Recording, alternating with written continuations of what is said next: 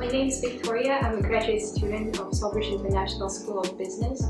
I transferred here a year and a half ago. Before transferring, I wanted to experience living here to see the city, to see the country, to see the university and the school itself. So I came here for the winter camp, and that's when I fell in love, I guess. Before coming to SolBridge, I was dividing people, kind of like me and them, when I came to different countries, because there's me and there are people with different cultures, with different perceptions. But after coming to SolBridge, what was more baffling to me is that these are just people in their 20s, students like me, that have same goals, same dreams, same sense of humor. So it was a very precious thing to understand for me, and it was the most surprising. SolBridge years so far have been the most exciting years in my life, and SolBridge provides a lot of opportunities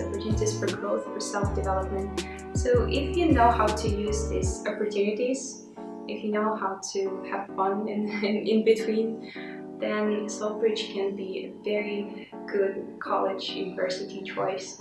If I were told to describe SolBridge in 3 words, I would say diverse, exciting, and enriching.